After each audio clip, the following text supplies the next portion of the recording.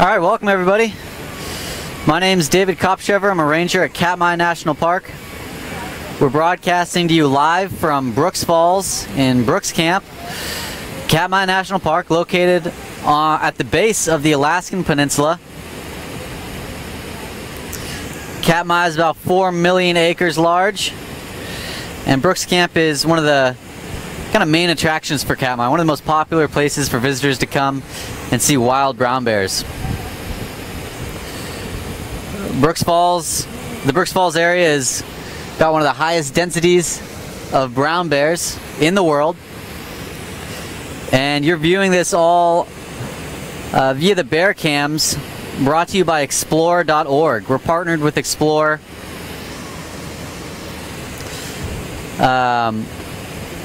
who've got wildlife and wild animal cameras all over the world. And one of those cameras is the bear cam here at Katmai. So thanks everybody for waiting. We had quite a bit of a delay this evening. We were supposed to get started at 7. We ran into a couple bear jams, and I'll talk a little bit more about what a bear jam is in a minute here. It's not something you put on toast. We also had some technical difficulties that we had to work through, so thanks again for waiting. If you're not familiar with the play-by-play setup, I'll be live on the cams here, kind of steering the camera for the next hour or so. I'll try to answer as many questions as I can, so if you're watching on Facebook Live, feel free to head over to explore.org and if you have any questions, and enter them in there. But basically I'll be providing kind of just live commentary for the bear action that we're seeing here. If I stop talking at any time, don't worry. It doesn't mean we've lost the feed necessarily, just kind of enjoying the show here with you. So I'll be providing commentary, hopefully giving you a little bit of information about the bears we're seeing, talk about what they're up to, give you a little info on their life histories. They're all individuals, and we know most of these bears as they come back every year.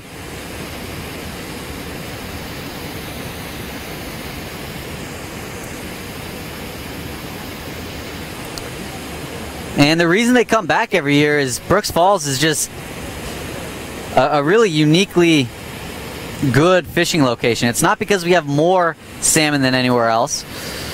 Like I said, Katmai's on the Alaskan Peninsula, at the base of the Alaskan Peninsula. And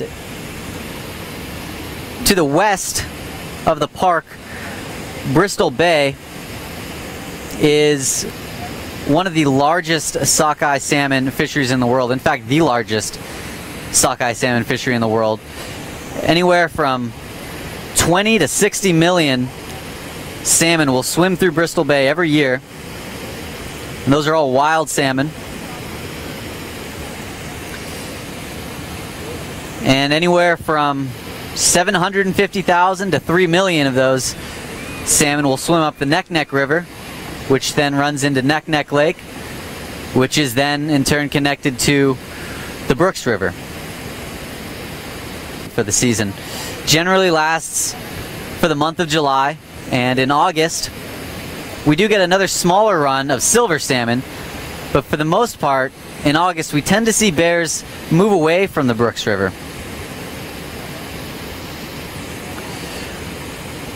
But every year, beginning of summer, maybe the end of June, beginning of July, we see the same bears return to capitalize on the awesome fishing conditions here at Brooks Falls. And like I said, it's not because there's more salmon here than anywhere else, but it's the falls themselves. It acts as a temporary barrier for the salmon, and they kind of pool up underneath the falls as they attempt to jump the 6-foot waterfall. And so bears that have learned to fish here come back every year. We get to know them as individuals. We have a bear monitor who comes out every season, and it's their job to keep track of the bears essentially, and to monitor their behaviors, monitor their interactions with one another, and monitor their actions with people. Not only is Brooks Camp one of the most densely populated areas with brown bears, We also get a lot of visitors come every year to watch these brown bears. I'm standing on an elevated viewing platform. It's about 12 feet off the ground. And so people come from all over the world right here to this viewing platform and watch these wild brown bears. One of the bears that have kind of gained international fame, we're looking at here, 480 Otis. The 480 is one of our older male bears.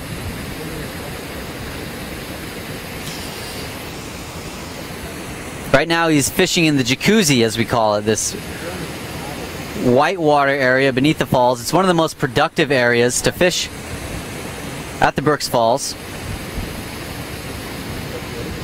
And that's because it's one of the best areas for salmon to jump over the falls. The water's deep enough, really only in this location, for them to get the momentum to get up over the lip of the falls. The water comes down off the top of the falls, it goes down deep enough to where it can cycle back upwards, and fish catch that upward momentum to give them a little boost over the lip of the falls.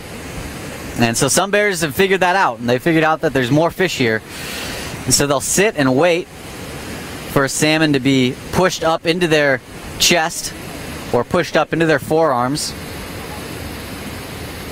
and then they'll pin it down against their chest, against their forearms, against the bottom of the river. And some bears can be very, very successful here, and 480 is one of them. Like I said, he's one of the older bears that use the river. He's somewhere over 20 years old. We're not exactly sure of his age.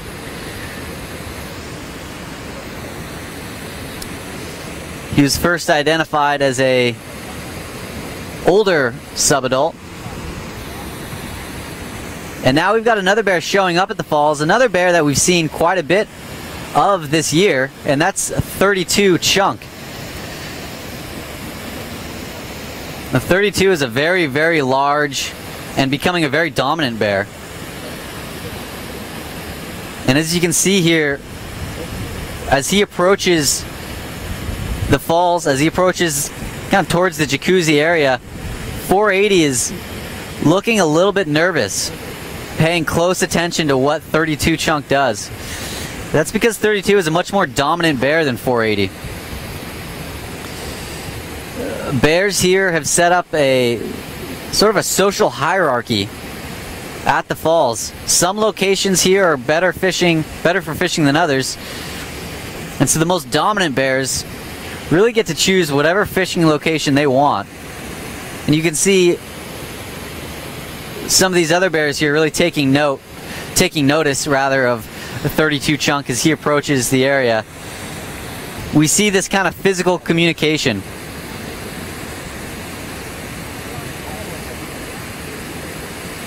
.32 is walking in with a bit of an exaggerated swagger. We call that a cowboy walk. It makes him look a little bit bigger than he actually is. Not that he needs any help, he's quite a big bear.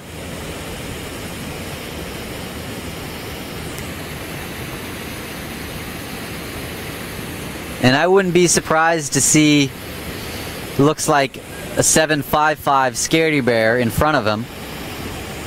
I wouldn't be surprised to see him move out of the area if he gets a little uncomfortable with 32 being so close.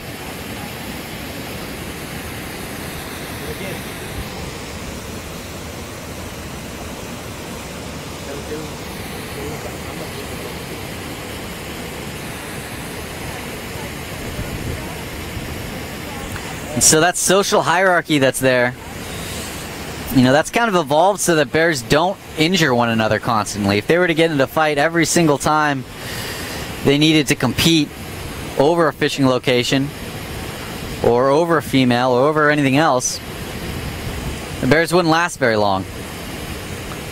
So that hierarchy is set up through physical cues, through physical communication, that cowboy walking, maybe some growling, maybe a bluff charge. Scratching up on a tree to show that you're big and bad and dominant.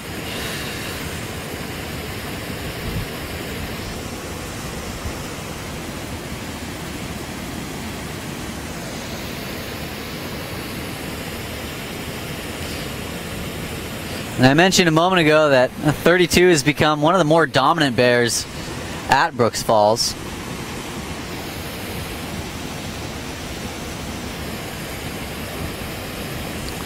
We've had a lot of people call him the most dominant bear at Brooks Falls.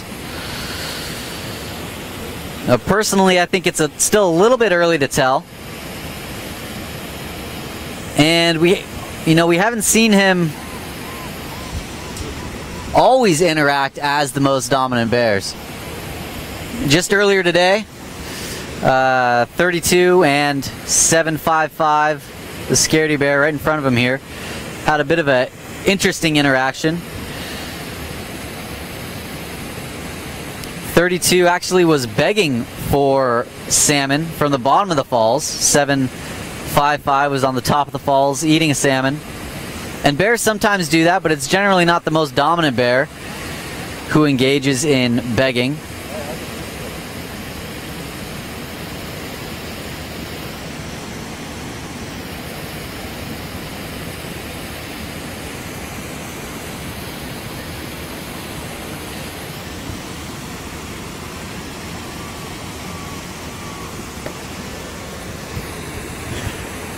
And I wasn't actually on camera watching this unfold, but from what people have commented on, it was a kind of a comical situation. 32 with his large dark brown body apparently appeared to look a bit like a slug climbing up the falls. So if anyone has captured that, recorded that moment, please feel free to share it. I'd love to save it for later.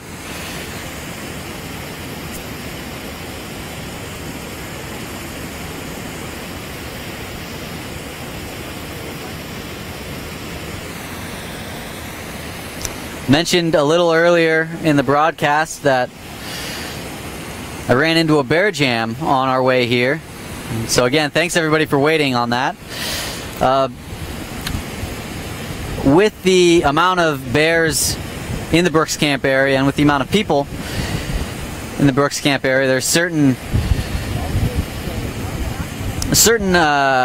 approaches or tactics that we take to managing the interactions between people and bears here. We don't want to inhibit their movements. We want them to stay wild, to move naturally, and to have free access to the river, which is such a crucial resource for them. One of the most important ones is that we want to stay 50 yards away from all bears that we see in Katmai.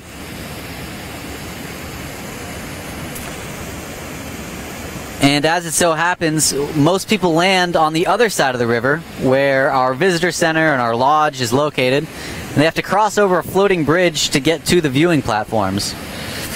So if there's a bear within 50 yards of the floating bridge, nobody's allowed to cross, and we all have to wait for that bear to move. Sometimes that takes a few minutes, sometimes it takes a few hours.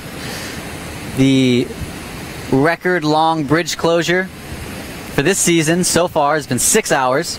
So people were either stuck on the campsite, on the side with the lodge and the rest of Brooks Camp's facilities, couldn't go out to the falls platform to come what they had to do what they'd come to do and see bears. Others were stuck on the platform side and were unable to get back to the lodge for dinner or get back and go to sleep. But that's kind of the price we have to pay for being able to come back year after year and seeing these wild animals live naturally and survive on the river here.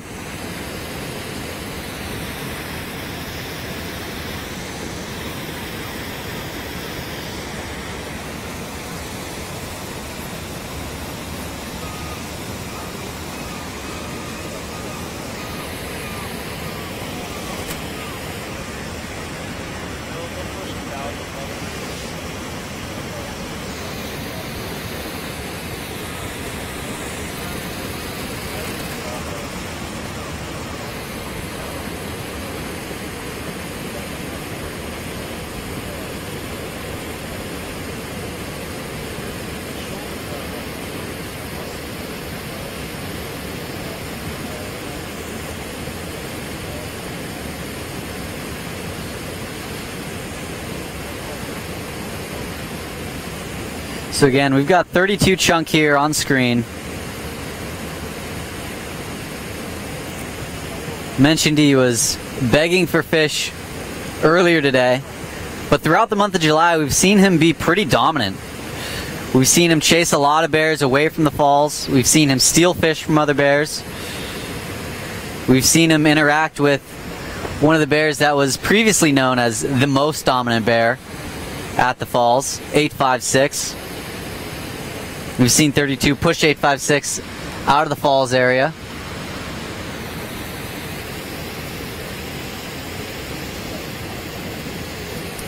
And this was all kind of coming to us as a surprise this year. 32 is, although he's a very, very large bear, last year he didn't seem to be very dominant. He didn't push a lot of bears around. He seemed to run away from other bears of comparable size. So he's in his young teens, but he's a very, very large bear. And it seems that this year maybe he's kind of starting to figure that out. And because he hasn't had, you know, quite the overwhelmingly dominant behavior going on, I hesitate to call him kind of the most dominant or the king of the falls, so to speak. But definitely a bear that's risen up the hierarchy here and has been even more successful this year than last year.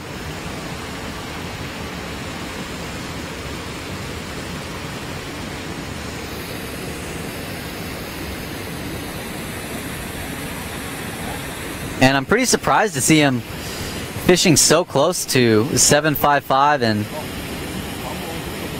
755 Scaredy Bear not being too intimidated, not moving away. This 755 Scaredy Bear gets his nickname from his behavior. He seems to have a pretty large personal space bubble, but not very aggressive. He doesn't often chase other bears away. He tends to be the bear that is chased away.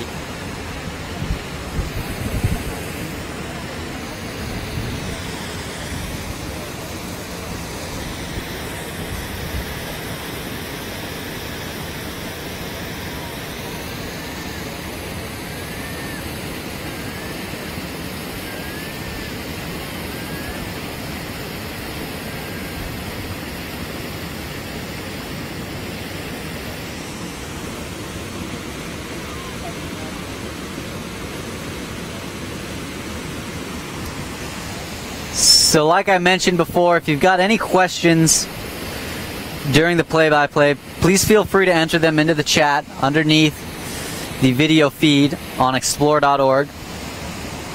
I've got one here about asking about the destruction of the tree on the island, and I'll pan over to it for a moment so we all kind of are on the same page here.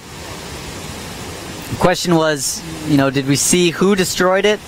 Was it multiple bears, one bear in particular?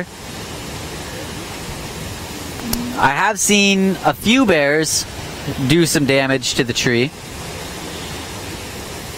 And I've seen actually this year a lot of trees damaged around camp, along the trail to the falls. And, you know, I can only speculate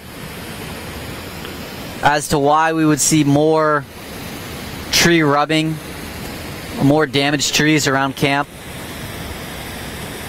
And of course, as I panned away, we start having some good interactions between these two bears, and it looks like 32 is chasing 755 away from his preferred fishing location.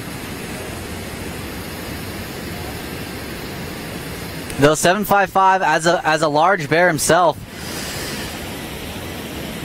isn't acting tremendously submissive. He's still fishing, still doing his thing, but looks a little bit wary of 32.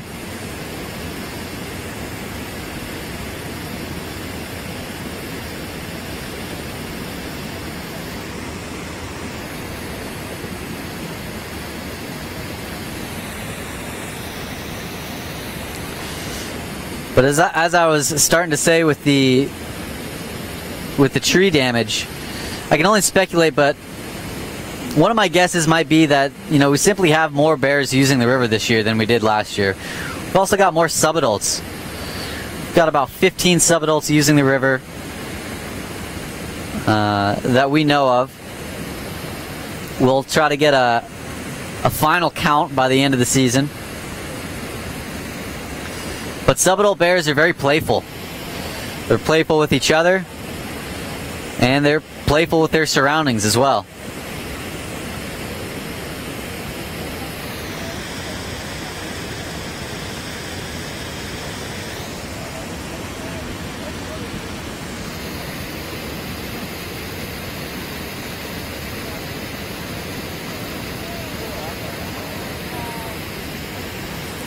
With the increased use of the river by brown bears, you know, we've seen quite a few bears that we don't know a whole lot about. We've also been missing a few bears. 747, one of the largest bears to use Brooks River. We haven't seen him a whole lot this year. Early on in the summer, late spring, we saw him on the river a few times. Early to mid-July, he was reported as being seen in the lower river on one occasion. But other than that, he's been pretty absent. And, you know, we haven't seen him in about a month now. And we don't know where he is. He might be fishing in another area. He might have been pushed out of the Brooks River area by another dominant bear, perhaps by 32. Anything's possible.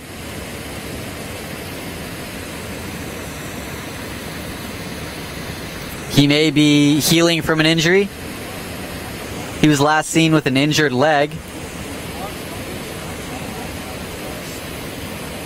I believe in mid-July, and again, we have not seen that bear since. Possibly avoiding the area to heal up, avoiding other bears would be you know, probably a smart move. There are a lot of other areas within Katmai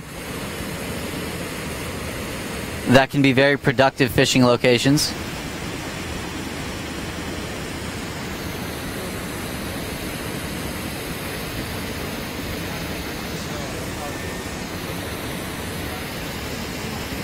And many of those probably have less bears than the Brooks River.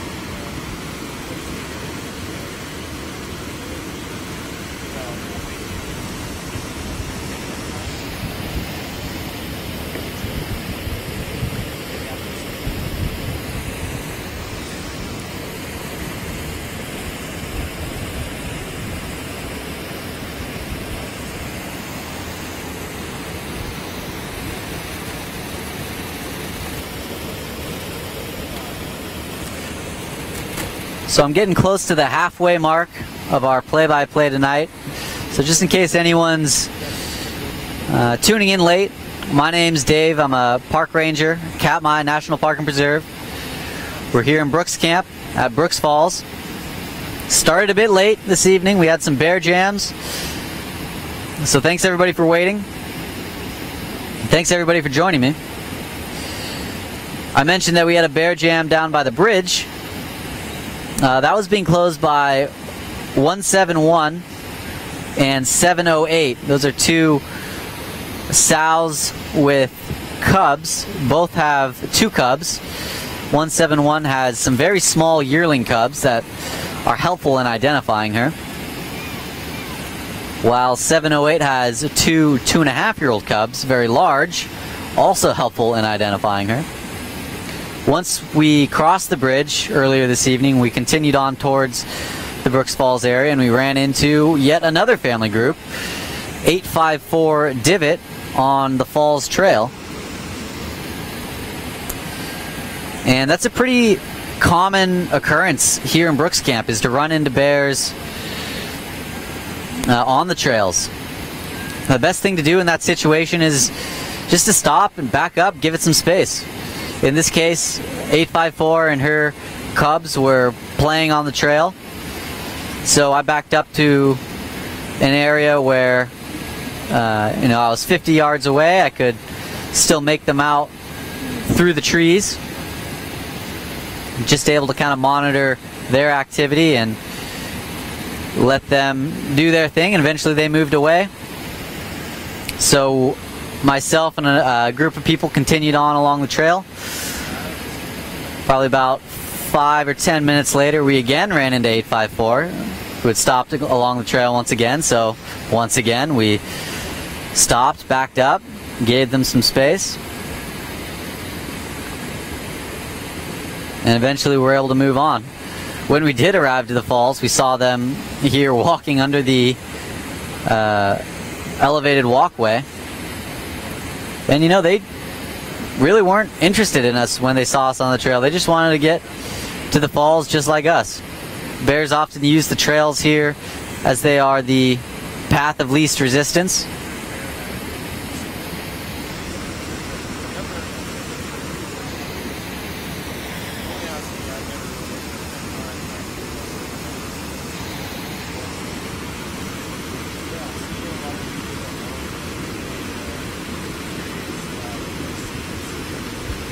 Beneath the video feed, I won't be able to answer all of them, but I will do my best to answer as many as I can. I've got a question here about 128 and her dominance at the falls.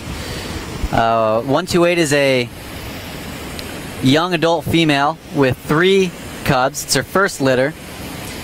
She's not presently on camera. We'll see. Maybe we'll get lucky, and as I talk about her, she'll show up.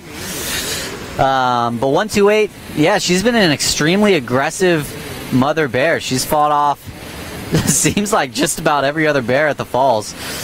Oftentimes, sows with cubs won't use the Brooks Falls area. They'll opt to fish in areas that are less frequented by big dominant males.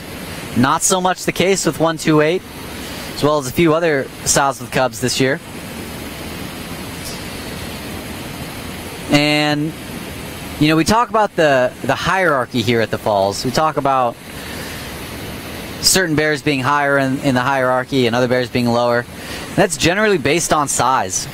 Bigger is better in the bear world, but it's not all about size. Being the more aggressive bear certainly plays a part. And 128, she's younger. She's not particularly huge.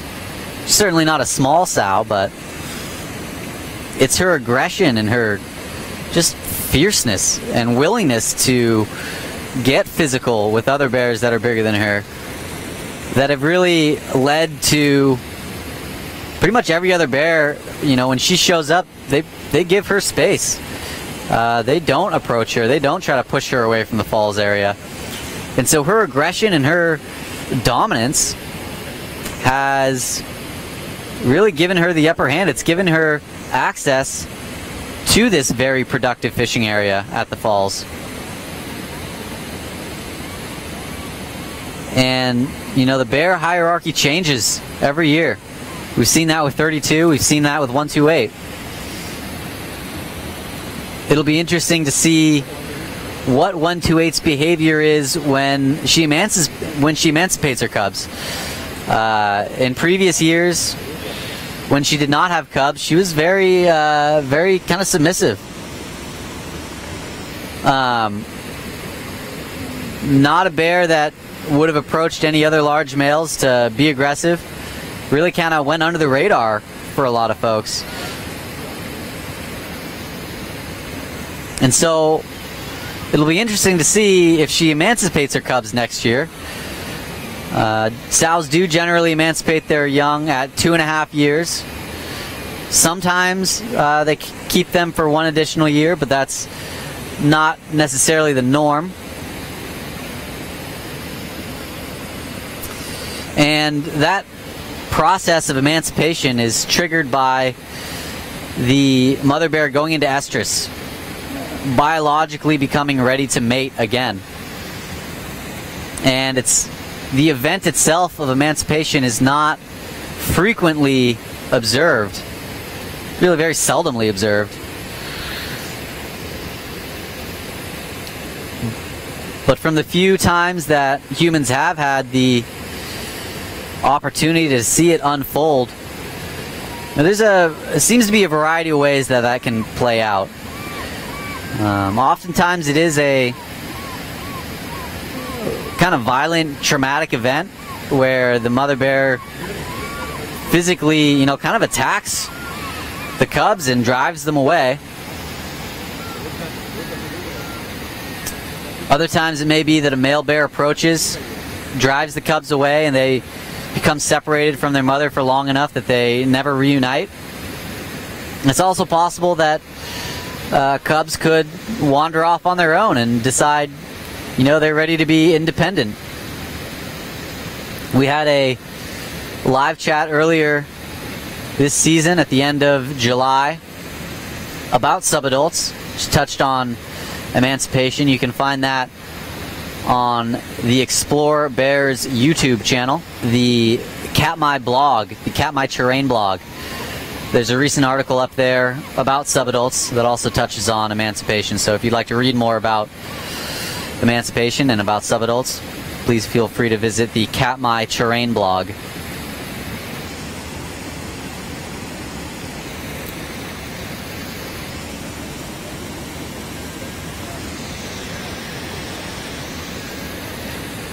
And right now, I see another question in the chat as we're watching a 480 Otis devour this salmon, and as gulls crowd around him. The question was, why do bears only eat part of the salmon? We call that high grading, and bears are more apt to do that in the middle of the summer here when they're very well fed.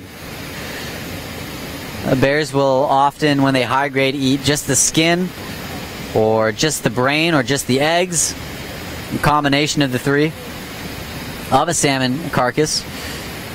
And that's because those are the areas of the fish that have the most fat in them. If the goal for a bear is to eat as much fat as possible, it doesn't make sense for them to eat those fillets, those tasty parts that humans like so much. They're going to fill up on, like I said, just the skin, the eggs, the brain, or the belly.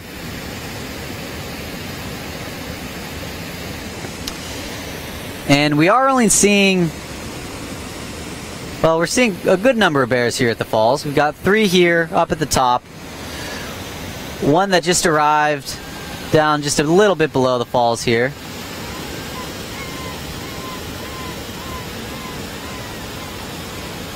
I haven't got a good chance to get a good look at this bear quite yet. Let's try to figure out who it is we're looking at.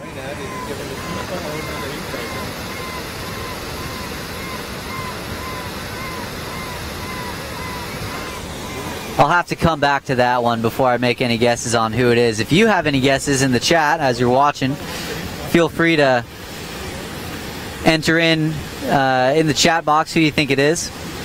For me, it often takes several minutes of observing a bear before I want to take a stab at who I think it is.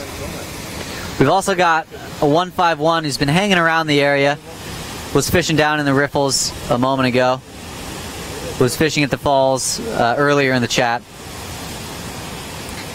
He's another younger bear, a young adult, in his early teens. If I recall correctly, I think he's 11 and a half years old, a male. And he's another bear we see a lot of at the falls. Not the most dominant bear, not the largest bear, but certainly not a small bear.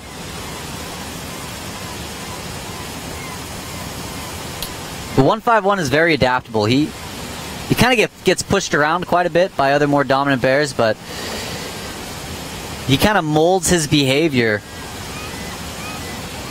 in response. If he gets pushed out of his desired fishing location, he'll go fish another area. And by doing that, he's learned to be successful in kind of all the different areas. He's kind of a generalist. He's able to fish successfully down in the riffles, able to fish really just about every area at the falls that I've seen, other than the lip. I haven't seen him fish there very often. But I think I can recall a time or two when he went up there and tried it out. And so we're going to see him get bigger and bigger every year. He is fully developed as a young adult bear, but as he continues to put on weight each year, that will kind of accumulate. And as he puts on more weight, he'll be able to ascend the bear hierarchy. He'll get better access to fishing locations, and he can put on more weight faster. So look out for him as a bear.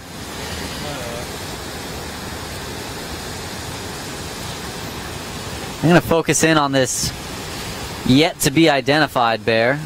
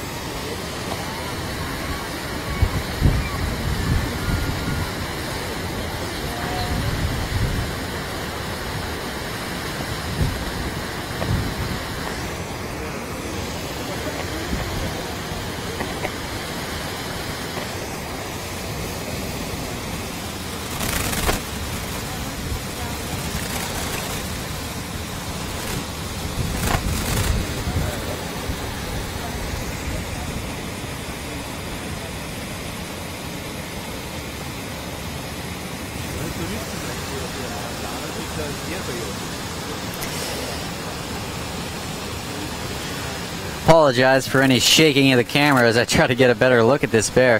This is another, we've had a lot of bears here this year that we don't know a whole lot about. Oftentimes we don't have a number to give them.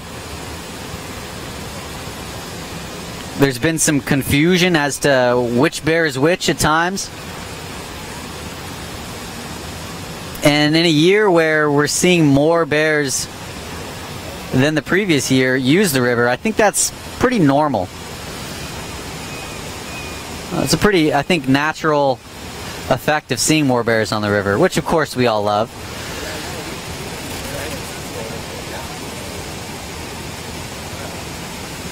And it's always fun to see a new bear, see them, whether they're a bear that's new to the river or a bear that we're new to seeing more of.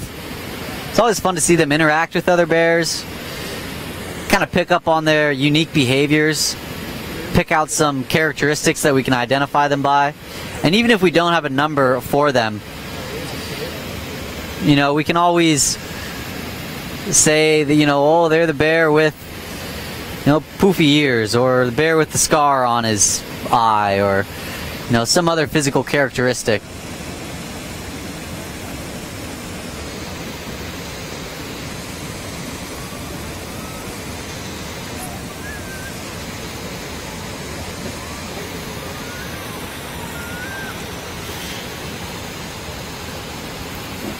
And as we were watching that newer bear, who did look like a female, but I couldn't quite say that with certainty, we've had 32 pushing around some other bears. He's given 755 a hard time once again, and now moving 151 away from his preferred fishing location, showing that he is at least of the bears at the falls, currently the most dominant bear.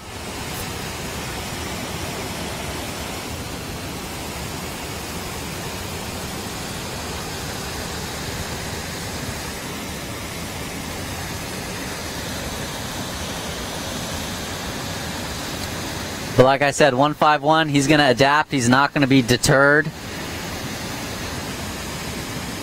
He's going to fit in where he can in one of these more productive areas of the Brooks River.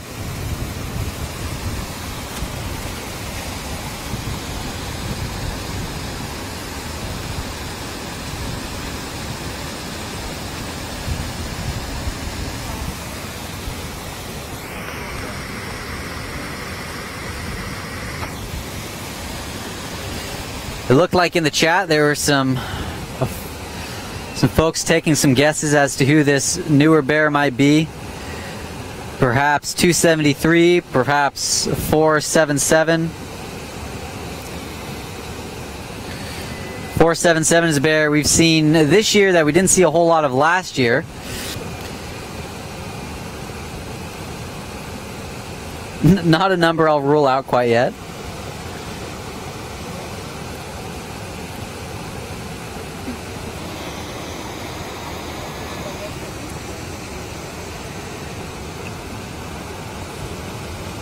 And it looks like 32 also driving this bear, this newer bear, away. But kind of like I was saying earlier, you know, he's been pushing bears around, but he hasn't been overly aggressive. He hasn't really gotten physical with a whole lot of bears that we've seen. You know, we get this great view of the lives of the brown bears here, but it is just a window. There's a lot that happens off camera that we don't see. Of course, as I mentioned, that I don't often see 151 fishing lip. There he goes to prove me wrong and goes up and fishes the lip.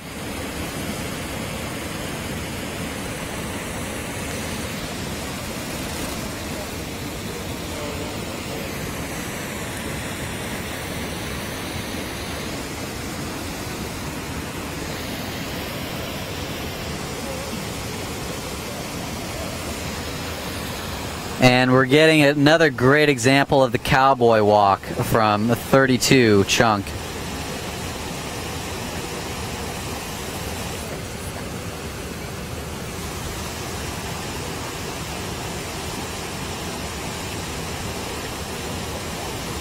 Kind of swinging his head back and forth, kind of waddling.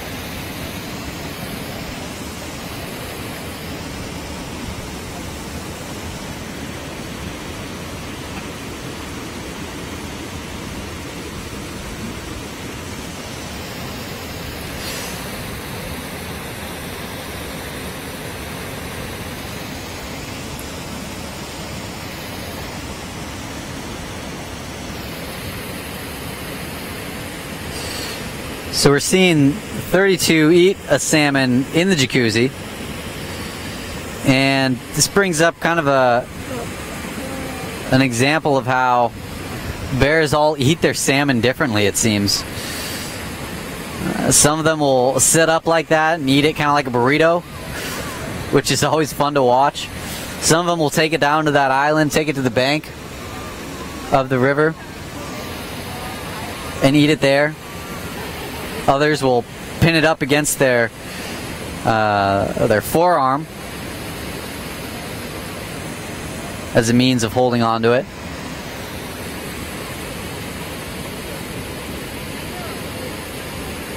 Now, they've all kind of figured out their own little habits, their own ways of doing things.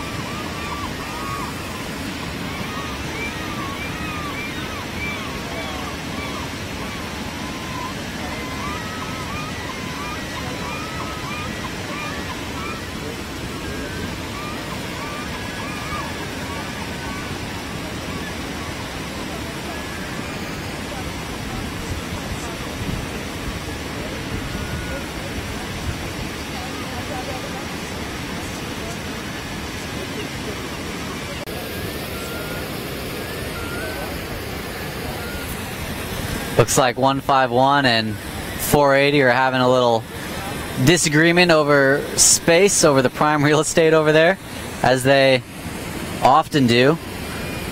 The 480 is frequently seen fishing in that corner of the falls. We sometimes refer to as Otis's office. He's there so often. As does 151, and 151 has a lot more energetic fishing style than 480.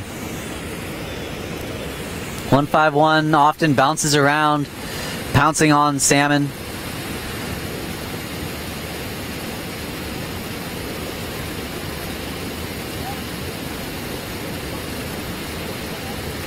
Whereas 480 generally hangs out. He's pretty mellow. Usually lets the salmon come to him, expends the least amount of energy possible. And of course, 151, after being scolded a little bit, is going to try that approach as well.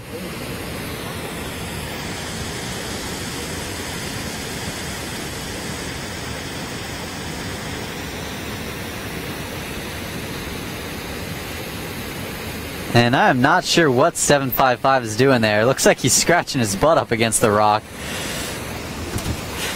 And it is just funny looking.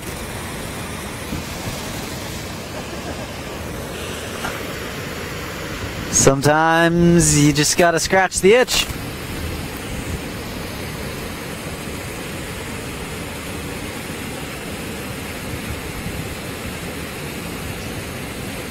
I thought I saw someone say in the chat earlier that they took a screenshot of what looked like might be a tapeworm.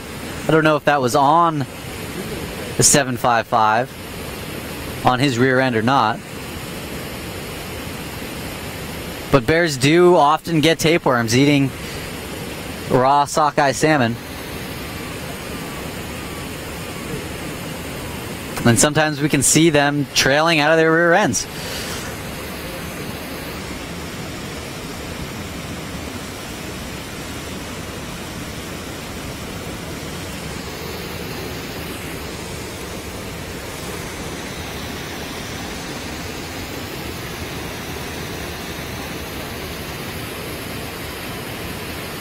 .32 back at the jacuzzi. He was eating his salmon like a burrito.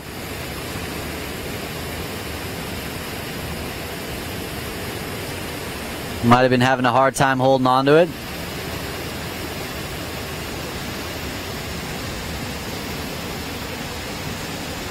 And I talked about high grading a little bit earlier. How the bears will often peel off the skin, as we're seeing 32 do now.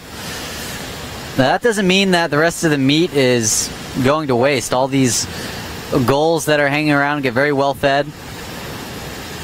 We see a lot of bald eagles along the Brooks River who also will scavenge for the salmon that are left over by the bears. And when bears bring their catch up into the woods and eat it there and leave some leftovers, even the plants and trees get a boost in nutrients from the salmon carcasses.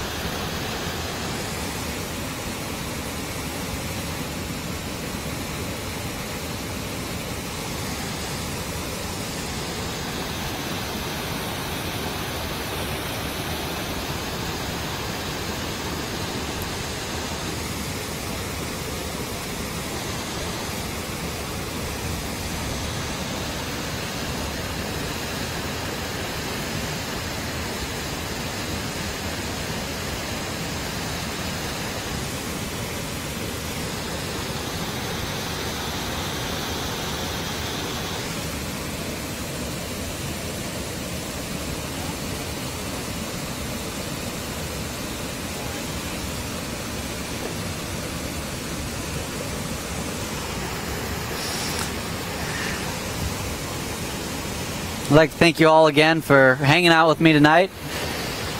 Thank you for waiting with me on the bear jams. And I'd also like to thank Explore.org for making this all possible. Without that partnership with Explore as a nonprofit, we wouldn't be able to have the bear cams. We wouldn't be able to see all these amazing things from all over the world. We saw some great interactions tonight. We also got a look at a bear that we didn't have an identification for. One thing that's seemed to be pretty constant over the last month or so. So I'd invite you to, as you continue watching the bear cams, take note of those bears. You know, we all kind of learn from each other here, and we have this great pool of knowledge that we can use between us.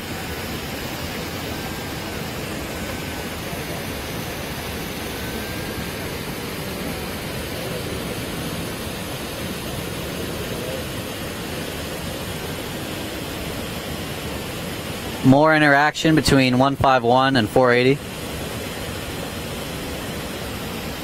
Which is another thing we've talked about a lot tonight. Kind of that changing dynamic of the bear hierarchy. As 151 gets older and larger and 480 gets older and less capable of fending off other bears, we're going to see a bit of a shift there. Right now, 480 is still a more dominant bear than 151, but maybe not for long. So keep an eye on those bears as well. Keep an eye on those up-and-coming bears, and we'll see what we can learn from these individuals and from these wild animals. So thanks again, everybody. Enjoy your evening, and I'll talk to you next time.